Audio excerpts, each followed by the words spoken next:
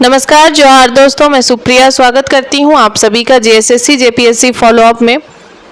उम्मीद करती हूँ आप लोगों की पढ़ाई काफ़ी अच्छी से चल रही होगी। अब आप लोगों का एग्ज़ाम होने ही वाला है जल्दी, तो आप लोगों की तैयारी अच्छी होनी भी चाहिए। आज के सेशन में हम लोग देखने वाले हैं प्रैक्टिस सेट। जो हम लोग देख रहे हैं प्रैक्टिस सेट का सीरीज़, तो आज हम लोग 7वां प्रैक्टिस सेट देखने वाले हैं और यह काफ़ी इम्पॉर्टेंट है। पाकुड़ जिला से रिलेटेड इसमें सवाल है जो पाकुड़ जिला में एग्ज़ाम हुआ था चौकीदार भर्ती परीक्षा की, क्योंकि वो भी आपके संथाल परगना में आता है और दुमका भी संथाल परगना में है। तो हमने पहले संथाल परगना के जितने भी जिलों में परीक्षा हो गए हैं चौकीदार भर्ती परीक्षा, उसके क्वेश्चन पेपर को हमने देखा और आज हम लोग पाकुड़ का देखने वाले हैं। तो इससे काफ़ी कुछ हम लोग सीखेंगे और काफ़ी सीखने को मिलेगा और साथ ही हर तरह के क्वेश्चन के लिए तैयार रह पाएंगे। कहीं ऐसा ना हो कि एग्ज़ाम में इस तरह के सवाल आ गए, हमने ऐसा नहीं पढ़ा था, ऐसा नहीं होगा। हमने अगर सब तरह के लेवल को देखा है तो ऑब्वियस हम हर तरह के लिए रेडी हो जाएंगे। चलिए सेशन की शुरुआत करते हैं। शुरुआत करने से पहले अपने फ्रेंड्स के साथ ज़रूर शेयर कर दीजिए ताकि वो भी अच्छे से पढ़ाई कर पाए आपके साथ। आज का पहला सवाल है, 2011 की जनगणना के अनुसार दुमका जिला का लिंगानुपात कितना है। लिंगानुपात कहने का मतलब है प्रत्येक 1000 पुरुषों पे कितनी महिलाएं हैं। तो जनगणना से आपकी जनसंख्या से संबंधित जो भी सवाल होंगे ये सब 2011 की जनगणना पर आधारित हैं, क्योंकि 2011 की जनगणना के बाद जनगणना नहीं हुई है। तो 2011 की जनगणना के अनुसार दुमका जिला का लिंगानुपात 977 है, यानी प्रति 1000 पुरुषों पर 977 महिलाएं। ठीक है, देखिए वैसे तो मैंने आप लोगों को सब कुछ ये सब बता रखा है, बट फिर भी हम लोग रिवीजन कर रहे हैं। हमारा ये रिवीजन क्लास है, तो ऑब्वियसली इसे फिर से पढ़ने में कोई बुराई नहीं है और आपका अच्छे से प्रैक्टिस हो जाएगा। अगला सवाल है, संथाल परगना काश्तकारी अधिनियम यानी एसपीटी एक्ट किस वर्ष पारित किया गया था। क्योंकि संथाल परगना से में एग्जाम है आपका दुमका जिला, तो संथाल परगना काश्तकारी अधिनियम से संबंधित एक सवाल बनेंगे। पाकुड़ जिला में भी पूछा गया था। तो संथाल परगना काश्तकारी अधिनियम यानी एसपीटी एक्ट लागू किया गया था 1949 में। ठीक है, चलिए अगला सवाल देखते हैं। याद रखिएगा, इसके अलावा हम लोग ना कोशिश क्या करेंगे कि इसके अलावा भी अगर आपको जैसे कुछ के क्वेरीज पीडीएफ की होती है या फिर प्रैक्टिस सेट्स की, तो उसके लिए मैं ऐप होगा हमारा, वो मैं आपको बता दूंगी अगले क्लास में। ऐप के जरिए आप लोग को अपडेट कर दूंगी, चाहे व्हाट्सएप ग्रुप पे अपडेट कर दूं या फिर आप लोगों को यहाँ क्लास में ही अपडेट कर दूं। उसमें हमारा पूरा प्रैक्टिस सेट होगा कंप्लीट। तो उससे क्या होगा ना कि आप लोग अच्छे से एक बार और अच्छे से रिवीजन भी कर पाएंगे। वहाँ पे थ्योरी भी होगा और आपका प्रैक्टिस सेट्स भी होगा। फिर अकॉर्डिंगली हम लोग उसके साथ आगे बढ़ेंगे और उम्मीद करूँगी कि आप लोगों का एग्ज़ाम एकदम बेहतरीन जाए। 50 में आप लोग ज़्यादातर क्वेश्चन सॉल्व करें और सही सॉल्व करें। मेरा तो यही प्रयास रहेगा कि 50 में 50 सॉल्व करें और अच्छे से आप लोग अपनी नौकरी पाए और सफल में। चलिए देखते हैं अगला सवाल। हमारा अगला सवाल है, संथाल परगना काश्तकारी अधिनियम एसपीटी का मुख्य उद्देश्य क्या है। देखिए, संथाल परगना काश्तकारी अधिनियम यानी एसपीटी एक्ट से एक और सवाल। तो संथाल परगना काश्तकारी अधिनियम का मुख्य उद्देश्य जो है वो था आदिवासी भूमि की सुरक्षा करना, क्योंकि आदिवासियों की भूमि की सुरक्षा सबसे ज़्यादा इम्पोर्टेंट थी उस वक्त भी, आज भी है। चलिए अगला सवाल देखते हैं। अगला सवाल है, संथाल विद्रोह किस वर्ष शुरू हुआ था। ये इम्पॉर्टेंट है क्योंकि संथाल विद्रोह की शुरुआत कहाँ से हुई थी, संथाल परगना से। तो अब आप लोगों को ये सवाल आप लोगों के लिए इम्पॉर्टेंट है, संथाल विद्रोह से संबंधित। संथाल विद्रोह से जरूर सवाल देख लीजिएगा आप लोग। देखिए, संथाल विद्रोह की शुरुआत जो है वह 1855 में हुई थी और यह मतलब उस वक्त डेट था 7 जुलाई 1855 में संथाल विद्रोह की शुरुआत हुई थी। और इसके मुख्य नेतृत्वकर्ता कौन थे, सिद्धू कान्हू चांद भैरव और फूलो झानू। और इसका मुख्य उद्देश्य क्या था, ब्रिटिश राज की समाप्ति और जो महाजनी प्रथा था उस महाजनी प्रथा को खत्म करना और ब्रिटिश राज की समाप्ति, ये इसका मुख्य उद्देश्य था। ध्यान रखिएगा, संथाल विद्रोह से संबंधित आप लोगों के सवाल बनेंगे। देखिए, आप लोग ओवरऑल सब तरह के सवालों के लिए तैयार रहिए।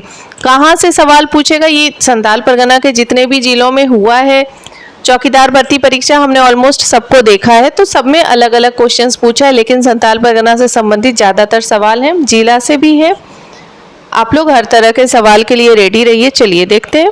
अगला सवाल है, संताल विद्रोह के बाद, संताल विद्रोह से एक और सवाल, संताल विद्रोह से अब तक हमने 3 सवाल देख लिए हैं। संताल विद्रोह के बाद ब्रिटिश सरकार ने किस प्रकार की नीतियां अपनाई? देखिए, संताल विद्रोह जब हुआ उसके बाद, संताल विद्रोह समाप्त होने के बाद ब्रिटिश सरकार ने किस प्रकार की नीति अपनाई? अपना सैन्य विस्तार किया उन्होंने। सैन्य विस्तार की उन्हें आवश्यकता पड़ी क्योंकि वो संताल विद्रोह काफी भयंकर रूप ले चुका था। ऑप्शन डी इसका सही जवाब है। ध्यान रखिएगा, याद रखिएगा। ऐसा नहीं है कि आपको एकदम बहुत मुश्किल सवाल पूछेगा, आप लोग को बेसिक ही पूछेगा, ऊपर ऊपर से पूछेगा। जैसे मान लीजिए दमनकर्ता कौन थे संताल विद्रोह के, नेतृत्वकर्ता कौन थे, इसका क्या उद्देश्य था, इस टाइप के ही सवाल पूछेंगे। और आप लोग सब पढ़ रहे हैं तो आप लोगों को इतना तो जरूर पता होगा। चलिए हम लोग अगला सवाल देखते हैं अपना। हमारा अगला सवाल है, दुमका किस लोकसभा क्षेत्र में आता है? दुमका किस लोकसभा क्षेत्र में आता है? दुमका आता है दुमका लोकसभा क्षेत्र में। और यहाँ पे सबसे पहले मैंने आपको बताया था, दुमका से सबसे पहले सांसद कौन थे? पाल जुझार सोरेन थे। और ये जो दुमका लोकसभा है इसका गठन कब हुआ था? 1952 में। और शिबू सोरेन जो है वो यहाँ से 8 बार सांसद बन चुके हैं। ऑप्शन ए इसका सही जवाब होगा। ध्यान रखिएगा, याद रखिएगा, ठीक है। नेक्स्ट है, संथाली भाषा किस भाषा परिवार से संबंधित है? संथाली भाषा से सवाल तो बनेंगे क्योंकि संथाली और हिंदी ये 2 भाषा से यहाँ पे बनेंगे। अच्छा, यहाँ से एक और चीज़ है कि दुमका से आपकी किस जिला की सीमा टच होती है, किस राज्य की? पश्चिम बंगाल की। तो बंगाली भाषा से भी कुछ सवाल रहेंगे, ठीक है। संथाली भाषा ऑस्ट्रो एशियाटिक परिवार से संबंधित है। ध्यान रखिएगा, ऑप्शन सी इसका सही जवाब है। और इसकी लिपि कौन सी है? संथाली भाषा की लिपि कौन सी है? ओलचिकी, ठीक है। अगला सवाल है, संथाली भाषा को किस वर्ष में संविधान की 8वीं सूची में शामिल किया गया? देखिए, संथाली भाषा को 2003 में 8वीं सूची में शामिल किया गया। 22 दिसंबर 2003 में राज्यसभा में और 23 दिसंबर 2003 को पहले लोकसभा में पारित हुआ, 22 दिसंबर 2003 को, फिर राज्यसभा में 23 दिसंबर 2003 को पारित हुआ। उसके बाद राष्ट्रपति का हस्ताक्षर 7 जनवरी 2004 को हुआ। उसके बाद से ये लागू हो गया, ठीक है। यानी उसके बाद से इसे ऑफिशियली 8वीं अनुसूची में शामिल कर लिया गया है। तो अगर आपका ऑप्शन 2003 आता है कि कब शामिल किया गया, तो 2003 में शामिल किया गया। कब से लागू हुआ? तो 2004 से, ठीक है।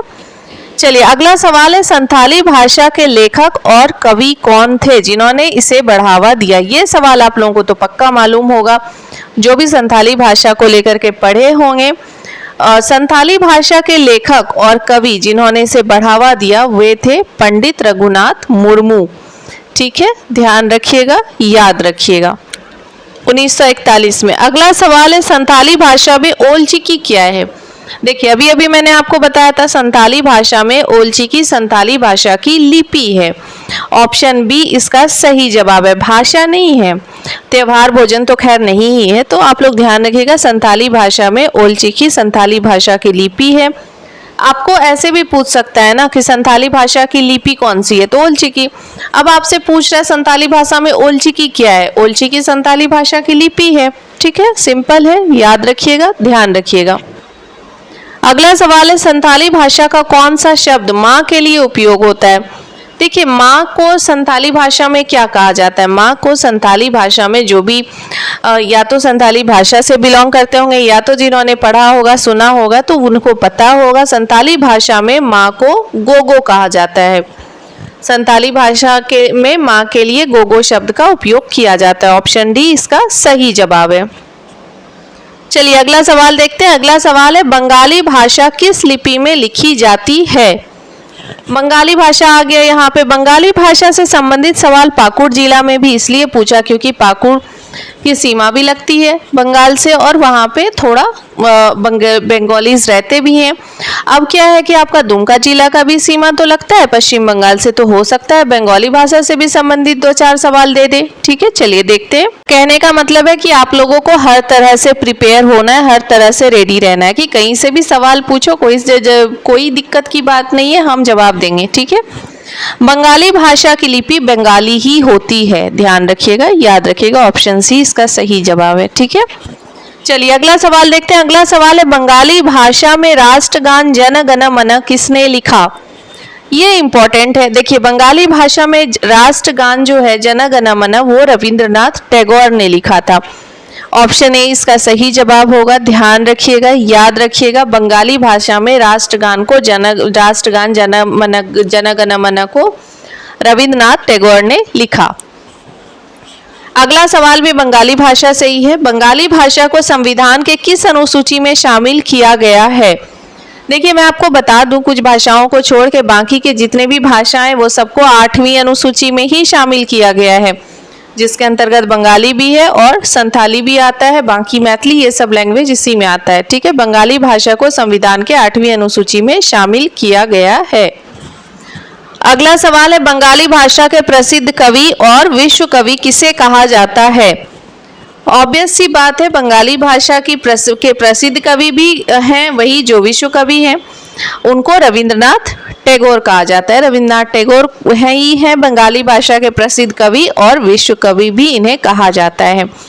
ऑप्शन सी इसका सही जवाब है। ध्यान रखिएगा, याद रखिएगा। ठीक है, अगला सवाल भी बंगाली भाषा से ही। देखिए बंगाली से इतना बंगाली भाषा से सवाल पूछा गया है आपके पाकुड़ जिला में। ठीक है, बंगाली भाषा किस दिन को बांग्ला भाषा दिवस के रूप में मानती है? देखिए बंगाली भाषा जो है वह 21 फरवरी को बांग्ला भाषा दिवस के रूप में मनाती है। ध्यान रखिएगा, ऑप्शन ए इसका सही जवाब होगा, 21 फरवरी। अगला सवाल अब आपका ट्रिग्नोमेट्री से। देखिए मैथ्स के सवाल हैं लेकिन बेसिक सवाल हैं, एकदम हल्का सवाल है, बहुत भारी नहीं है, कुछ मुश्किल नहीं है। अगर त्रिभुज के सभी कोण बराबर हैं तो इसे क्या कहते हैं? सिंपल सी बात है भाई, आप लोग अभी जस्ट मैट्रिक में आप सबों ने पढ़ा होगा, सब त्रिभुज के सभी कोण बराबर हैं तो उसे समबाहु त्रिभुज कहते हैं, जिसकी प्रत्येक कोण 60 डिग्री होती है और सभी भुजाएं बराबर होती है, यानी समान लंबाई की होती है समबाहु त्रिभुज की। ठीक है, अगला सवाल है, किसी संख्या को 0 से विभाजित करने पर परिणाम क्या होता है? देखिए सबसे पहले आप कंसेप्ट क्लियर कर लीजिए कि अगर हम 0 से किसी चीज को विभाजित करते हैं तो ऐसा नहीं कि उसका परिणाम 0 होगा, बल्कि उसका परिणाम अनंत होता है, अनडिफाइंड होता है, वो अपरिभाषित है, उसे परिभाषित नहीं किया जा सकता है। इस चीज को क्लियर रखिएगा। आप लोग जल्दीबाजी में 0 मत लगा दीजिएगा, क्योंकि किसी भी अंक को 0 से विभाजित करने पर 0 नहीं होता है, वो अपरिभाषित होता है, अनडिफाइंड होता है। ठीक है, तो मैंने यहाँ पे एक्सप्लेन कर दिया है, लिख दिया है, आप लोग चाहें तो इसका स्क्रीनशॉट भी ले सकते हैं, लेकिन अपना कंसेप्ट जरूर क्लियर रखिएगा। किसी संख्या को 0 से विभाजित करने का परिणाम गणितीय रूप से अपरिभाषित होता है, क्योंकि 0 से जो विभाजन करने की प्रक्रिया है वो परिभाषित ही नहीं है, वो अपरिभाषित है, वो अनडिफाइंड होता है। ठीक है, चलिए अगला सवाल देखते हैं। अगला सवाल है पाई। पाई आप सभी जानते हैं कि पाई का मान क्या होता है? 22 डिवाइडेड बाई 7, यानी 22/7। आप लोगों का कंसेप्ट क्लियर है इसमें? पाई का अनुमानित मान क्या? अभी आप लोगों ने मैट्रिक में पढ़ा होगा भाई, तो बहुत सिंपल है कि अगर आप 7 से डिवाइड करेंगे 22 को तो वो आएगा 3.14, यानी पाई का अनुमानित मान होता है लगभग 3.14। याद रखिएगा, ध्यान रखिएगा, ऑप्शन बी इसका सही जवाब है।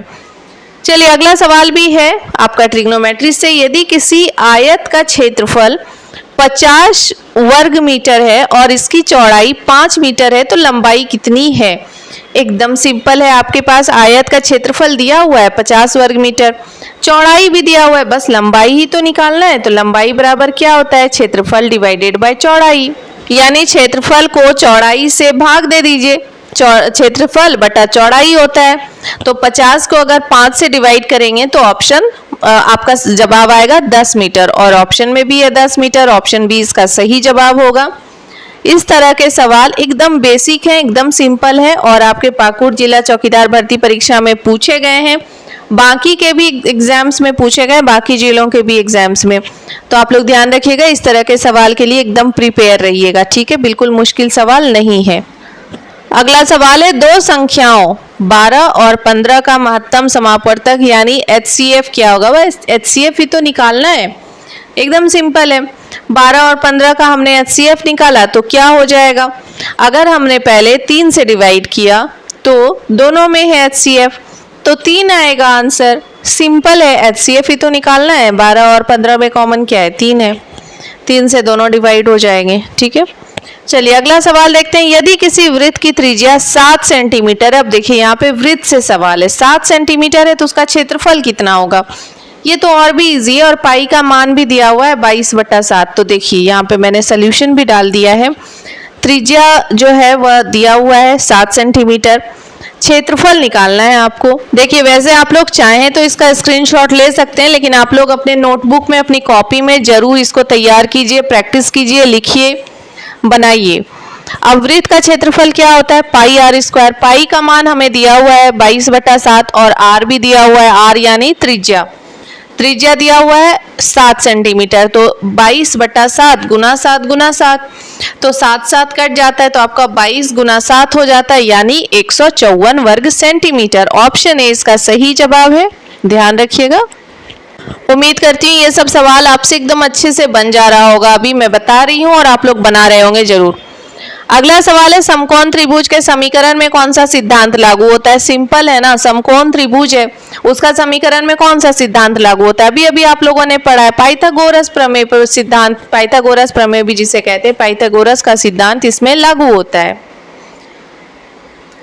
अगला सवाल है, एक घन के कुल कितने फलक होते हैं। एकदम सिंपल है, देखिए कितना इजी सवाल पूछा है आप लोगों को। एक घन के कुल कितने फलक होते हैं, 6 फलक होते हैं। घन की फोटो तो आप लोग जानते ही हैं, देखे ही होंगे, बनाए ही होंगे अभी आप लोगों ने। एक घन में कितने फलक होते हैं, 6 फलक होते हैं। ऑप्शन बी इसका सही जवाब है, ठीक है। चलिए सारी छोटी छोटी चीजों को याद रखिएगा, एग्जाम में आप लोगों के काम आएगा। चलिए अगला सवाल है, किसी त्रिभुज के तीनों कोणों का योगफल होता है। देखिए मैथ से अच्छा खासा सवाल पूछा है भाई, तो आप लोग प्रिपेयर रहिएगा। किसी त्रिभुज के तीनों कोणों का योगफल होता है 180 डिग्री, क्योंकि हमें पता है कि एक भुजा का मान कितना होता है 60 डिग्री। 3 भुजाएं होती है तो कितना हो गया 60 60 60 180 डिग्री, ठीक है। चलिए वेरी गुड, उम्मीद करती हूँ आप लोगों ने अच्छे से बनाया होगा इसे कॉपी में। चलिए अगला सवाल देखिए आपके सामने, ये समीकरण को सॉल्व करना है या क्या करना है, चलिए देखते हैं। 2 समीकरण दिए हुए हैं, 3x + 2y = 5 यानी 3x + 2y = 5 है। और दूसरा समीकरण है 5x + 3y = 7। इसको हल करने की कौन सी विधि का प्रयोग किया जाता है भाई, तो ये क्या हुआ, रेखीय समीकरण है ना, तो इसे रेखीय समीकरण विधि से ही तो हल करेंगे। तो इसका सही जवाब क्या होगा, रेखीय समीकरण विधि। लीन दिया हुआ है आपके पास, तो ऑब्वियस सी बात है आप मेथड से तो सॉल्व करेंगे इसे। अब 2 समीकरण है, ये दोनों को हल करने का कौन से विधि का प्रयोग किया जाता है, तो रेखीय समीकरण विधि का ही प्रयोग किया जाता है। ऑप्शन डी इसका सही जवाब होगा, ध्यान रखिएगा, याद रखिएगा। अगला सवाल है, यदि सभी कुत्ते बिल्लियां हैं और कुछ बिल्लियां जानवर है तो निम्नलिखित में से कौन सा सही निष्कर्ष है। अब देखिए एक रीजनिंग का सवाल है, तो ये रीजनिंग का सवाल यहाँ पे मैंने सॉल्व करके बना के आप लोगों को दिया है। इसका जवाब होगा कुछ कुत्ते जानवर। ऐसे देखिए यहाँ पे अगर और ऑप्शंस होते हैं ना तो चीज़ें क्लियर होती, लेकिन यहाँ पे इतने ही ऑप्शंस दिए हुए हैं जो हमारे इसमें डायग्राम में बन के आ रहा है, तो उस हिसाब से इसका ऑप्शन सी सही जवाब होगा। आप लोग भी अपने कॉपी में जरूर बना के इसको ट्राई कीजिए, ठीक है। चलिए अगला देखते हैं।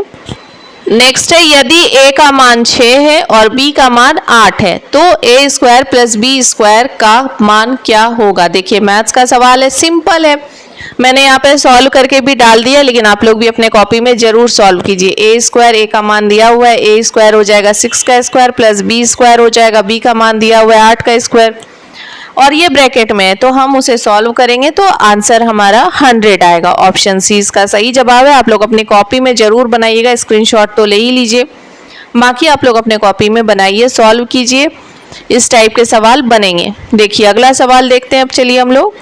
नेक्स्ट है, कोण जिसकी माप 90 डिग्री से अधिक होती है उसे क्या कहते हैं। लीजिए भाई साहब, ये तो और भी सिंपल है, आप लोगों ने अभी अभी पढ़ा होगा। कोण जिसकी माप 90 डिग्री से अधिक होती है उसे क्या कहते हैं।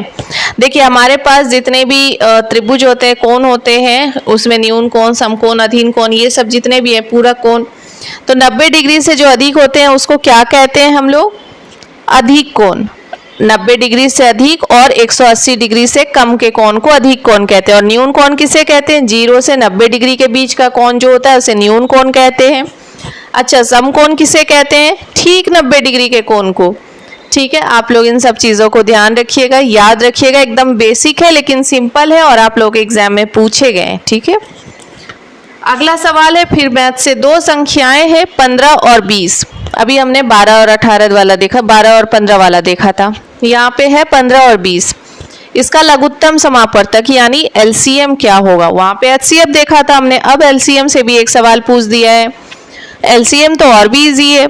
आप पहले यहाँ पे मैंने सोल्यूशन डाल दिया है बनाकर, लेकिन आप लोग इसको अपने कॉपी में जरूर ट्राई कीजिए। इसका सही जवाब होगा 60। ऑप्शन सी इसका सही जवाब है। आप लोग बना के सॉल्व करके देखिए। ठीक है, नेक्स्ट देखते हैं।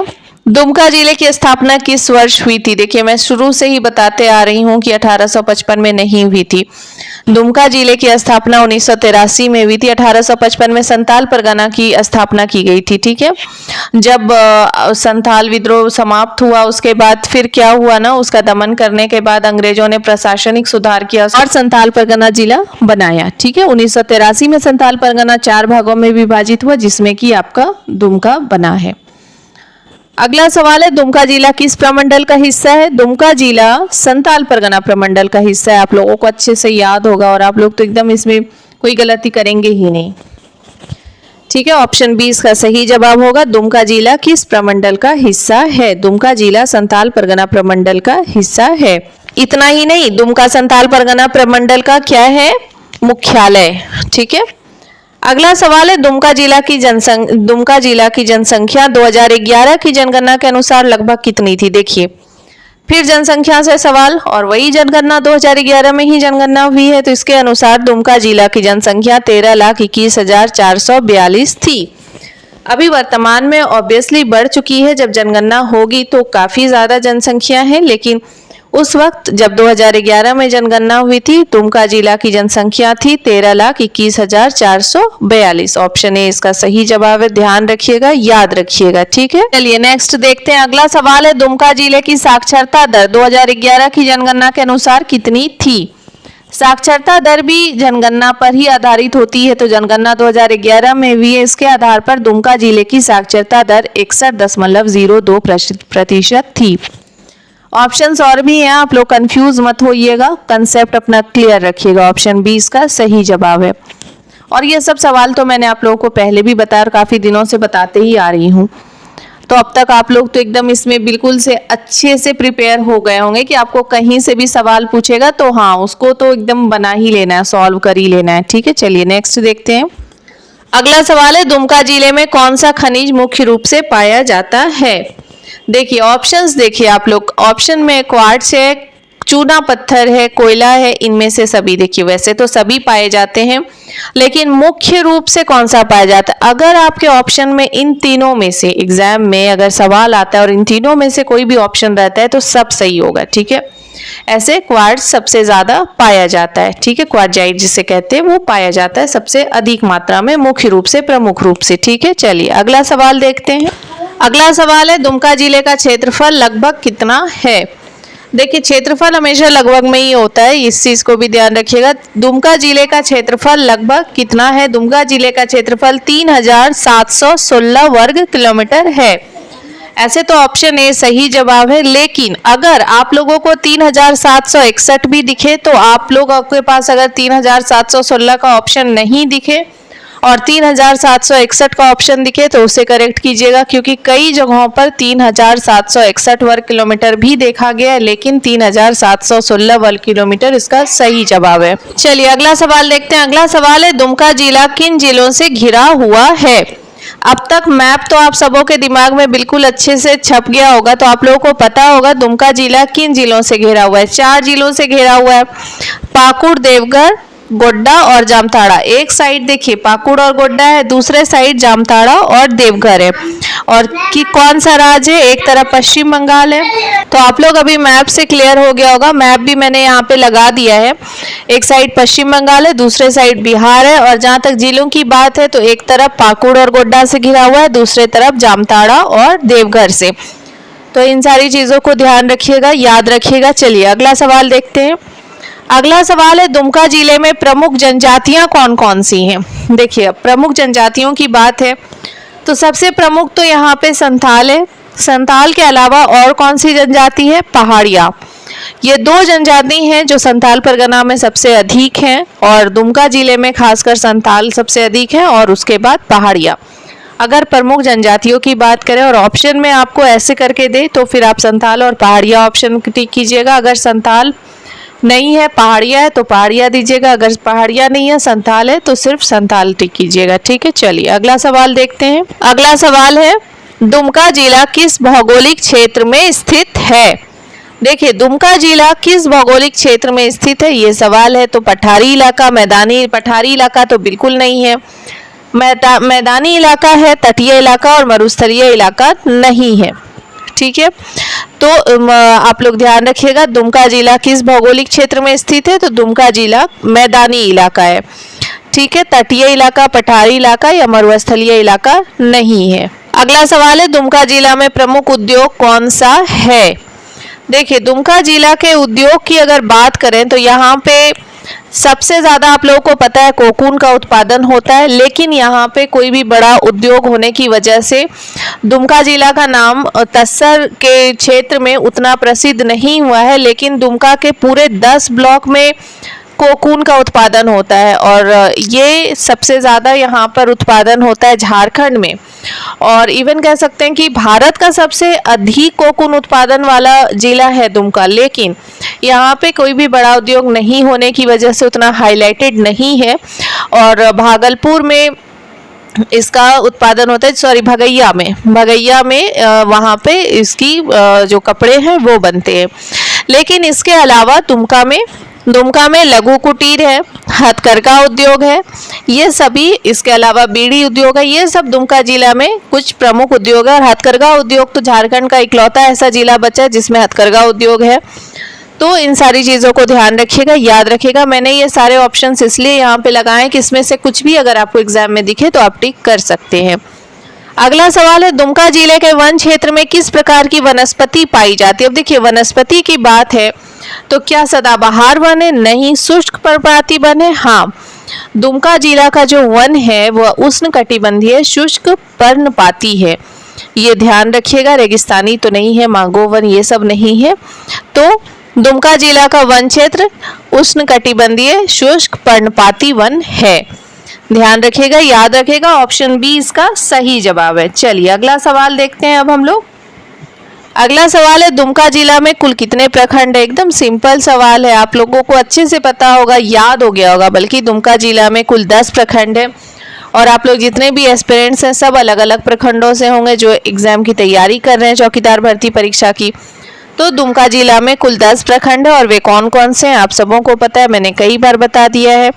चलिए अगला सवाल देखते हैं, ऑप्शन ए इसका सही जवाब है।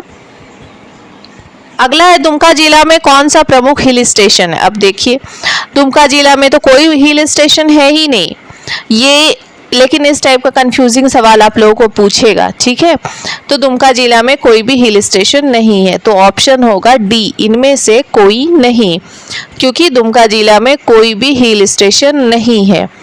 चलिए अगला सवाल देखते हैं। अगला सवाल है, दुमका जिला का ऐतिहासिक महत्व की विद्रोह से जुड़ा है?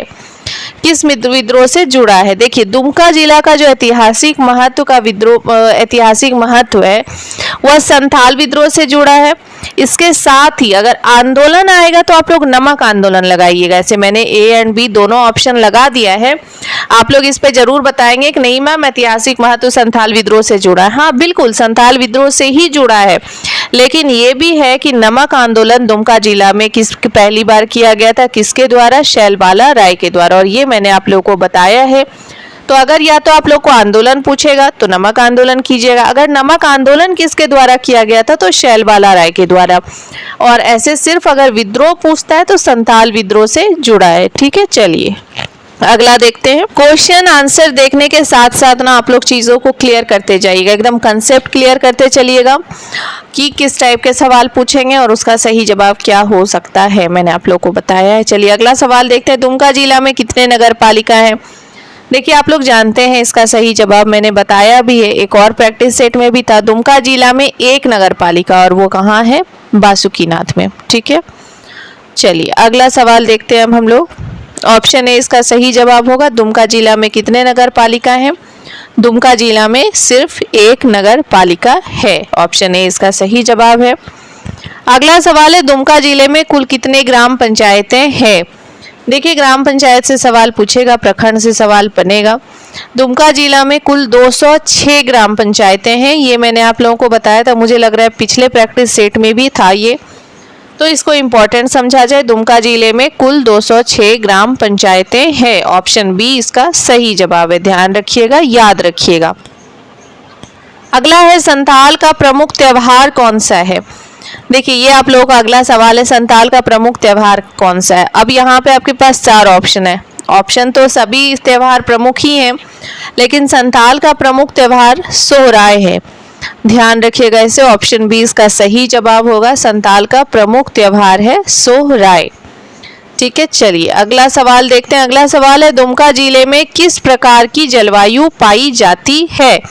अब देखिए, जलवायु की अगर बात करें तो दुमका जिला में किस प्रकार की वह जलवायु पाई जाती? क्या शुष्क, क्या समशीतोष्ण, क्या आर्द्र, क्या उष्ण कटिबंधीय मानसूनी? जी हाँ, उष्ण कटिबंधीय मानसूनी जलवायु दुमका जिला में पाई जाती है, और आर्द्र जलवायु भी कह सकते हैं आप कि दुमका जिला में पाई जाती है, इसलिए मैंने दोनों ही ऑप्शन टिक किए हुए हैं। ठीक है, इन दोनों में से आपको अगर एग्जाम में कोई भी एक ऑप्शन दिखे तो वही सही होगा। ठीक है, अगला सवाल है, दुमका जिले में कितने विधानसभा क्षेत्र आते हैं? देखिए, दुमका जिला में कितने विधानसभा क्षेत्र हैं? 4 विधानसभा क्षेत्र, और वे कौन कौन से हैं? दुमका, जामा, जरमुंडी और शिकारीपाड़ा। और इन सब में से विधायक कौन है ये भी मैंने आपको बताया है। सांसद कौन है ये भी मैंने आप लोगों को बताया। अभी वर्तमान में सांसद कौन है ये मैंने आप लोगों को बताया। आप लोग जरूर बताइएगा, मुझे उम्मीद है आप लोग सही जवाब देंगे। चलिए अब हम लोग अगले सवाल की तरफ चलते हैं। अगला सवाल और आज के सेशन का आखिरी सवाल है, दुमका जिला से भारत छोड़ो आंदोलन का नेतृत्व किसने किया था? देखिए, दुमका जिला से भारत छोड़ो आंदोलन का नेतृत्व करता थे कृष्ण प्रसाद, और इनके नेतृत्व में वहाँ पर एक पहाड़िया जत्था भी इन्होंने बनाया था। खैर वो बाद में आगे जाके कुछ हिस्सों में बट गया, वो हम लोग डिटेल में उतना नहीं पूछेगा आप लोगों को। यही पूछेगा कि दुमका जिला से भारत छोड़ो आंदोलन का नेतृत्व किसने किया था या नेतृत्वकर्ता कौन थे। इसके अलावा आप लोगों को पूछ सकता है कि संथाल दुमका जिला में कौन सा विद्रोह हुआ था, तो चलिए संथाल विद्रोह हुआ था। कौन सा आंदोलन हुआ था? एक तो भारत छोड़ो आंदोलन हुआ था जो कृष्ण प्रसाद उसके नेतृत्व करता थे, दूसरा वहाँ पे नमक आंदोलन भी हुआ था, और वो किनके द्वारा किया गया था? शैलबाला राय के द्वारा। आज के लिए इतना ही। उम्मीद करती हूँ आप सबों को आज का सेशन पसंद आया होगा, और इसके साथ ही आप लोगों का आज 7 प्रैक्टिस सेट हम लोगों ने प्रैक्टिस कर लिया है। आप लोगों का रिवीजन अच्छे से हो गया होगा। थ्योरी हमने पहले पढ़ लिया है और उसी का प्रैक्टिस हम लोगों ने किया। हम लोगों ने मैराथन क्लास भी देखा, और अब हम लोग ना एक और अच्छा सा क्लास देखेंगे जिसमें कि पूरा ओवरऑल सारे ही सेट्स मिले होंगे, किस तरह के सवाल पूछे जा सकते हैं, कहाँ से सवाल बन सकते हैं, उस तरह का भी एक सेशन आएगा जो आप लोगों के लिए काफ़ी हेल्पफुल होने वाला है। फिलहाल के लिए आप लोग अपनी तैयारी में एकदम लगे रहिए, अच्छे से तैयारी कीजिए। अब आप लोगों की बारी है एग्जाम होने की। कंसंट्रेशन के साथ पढ़ाई कीजिए, बिना किसी निगेटिव थॉट के, बिना किसी निगेटिविटी को अपने पास आने देने की अच्छे से पढ़ाई कीजिए, और अपने फ्रेंड्स के साथ ज़रूर शेयर कर दीजिए। जो भी चौकीदार भर्ती परीक्षा की तैयारी कर रहे होंगे ये उनके लिए भी काफ़ी हेल्पफुल होने वाला है। मिलते हैं अगले सेशन में एक नए टॉपिक के साथ, और आप लोगों बिना टाइम बर्बाद किए हमने यहाँ तक 50 सवाल कर लिया है, और अब आप लोग अच्छे से रिवीजन कीजिए, मैथ्स की प्रैक्टिस ज़रूर कर लीजिएगा, और आप लोग इंडिया जीके देख लीजिएगा, उसके साथ ही झारखंड जीके देख लीजिएगा। बाकी दुमका से 20 सवाल तो रहेंगे, उसमें संताल परगना से सवाल रहेंगे, फिर आपके भाषा से रहेगा, संताली भाषा, हिंदी भाषा, इन सब से रहेगा, तो थोड़ा सा देख लीजिएगा। हो सकता है बंगाली से भी सवाल पूछे। Thank you everyone.